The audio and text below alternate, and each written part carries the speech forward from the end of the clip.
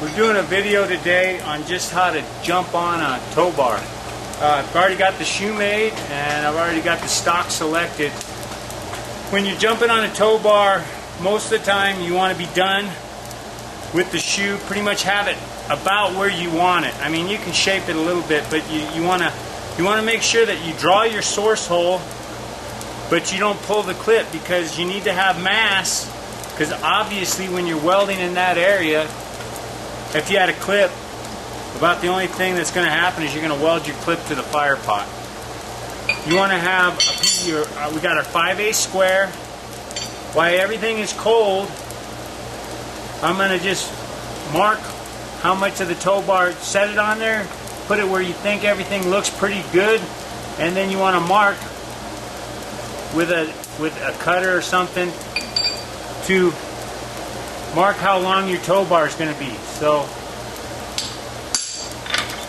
mark it, and what I'm going to do is I'm going to cut it with the creaser. The reason I don't like a hot cut is because the creaser will keep the inside edge sharp and it won't fall off, and so it won't look like it dips down on me.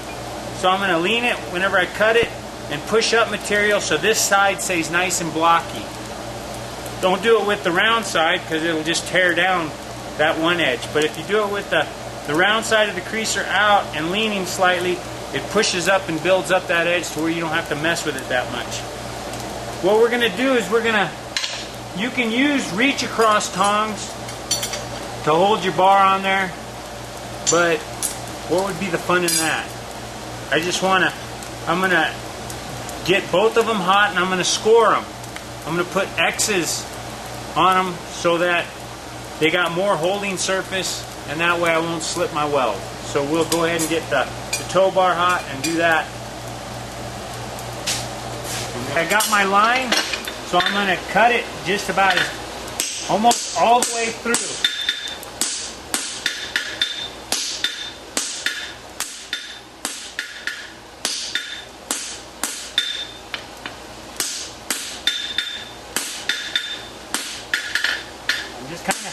I want to make it to where I'm just about through it.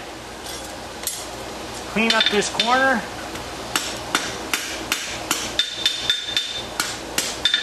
And then put some X's on there to give it some holding power.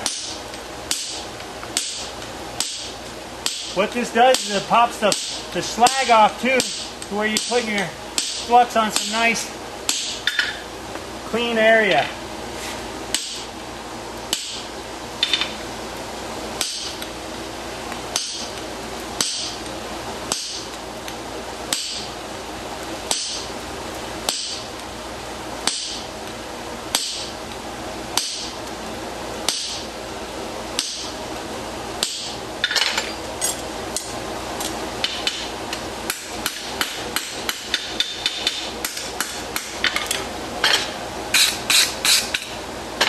And then put some flux on there.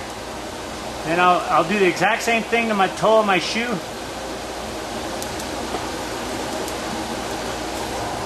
I want to have a pre-soak on both of them. So I just come in here.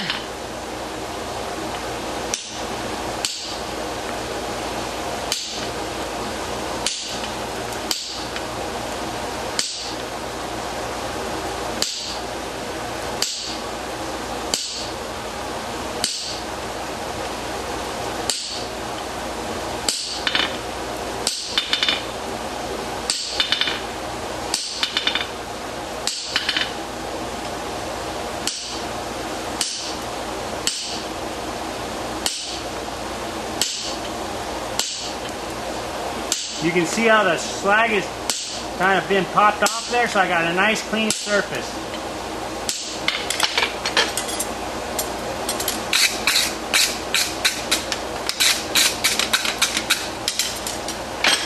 Put me some flux on there.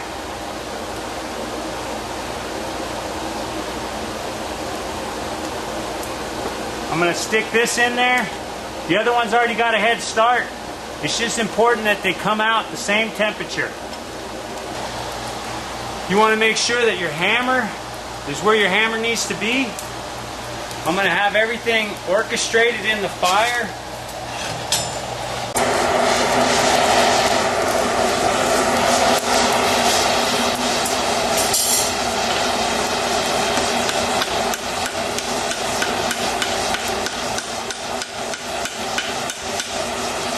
Come over here, tack my corner on there.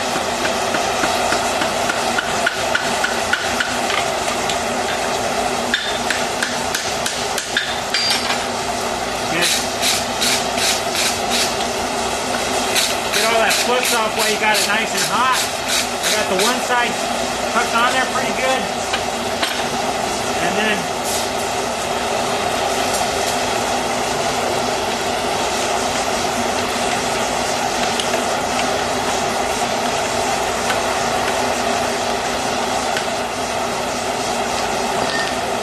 I'll flux it again and weld that other corner down.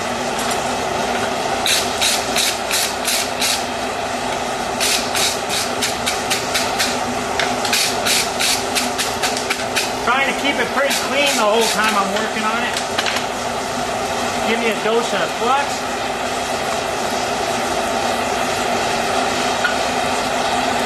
There we go. All right. Tack the other corner down. Bring it directly over here. And pull with the toe of your hammer and tack your lateral side down. I got a nice tight bond.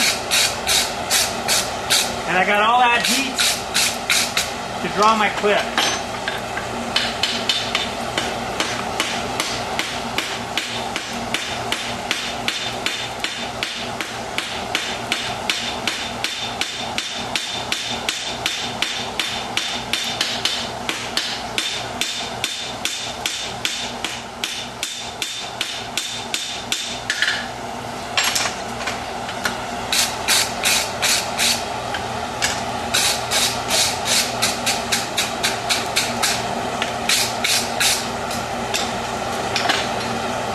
I got my clip all drawn. Now I just need to kind of clean up the shoe.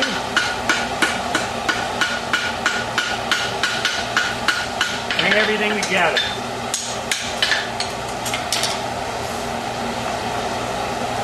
We got the finished shoe. I pulled down the corners on both sides. I've got my tow bar fairly in line with travel. I think that it's always going to be a little bit off.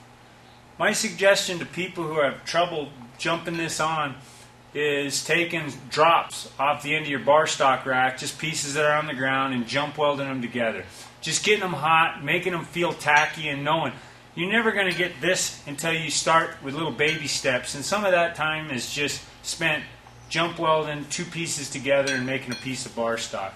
I make lots of bar stock out of scraps, and it's just, the tow bar is just a matter of timing and getting both pieces hot.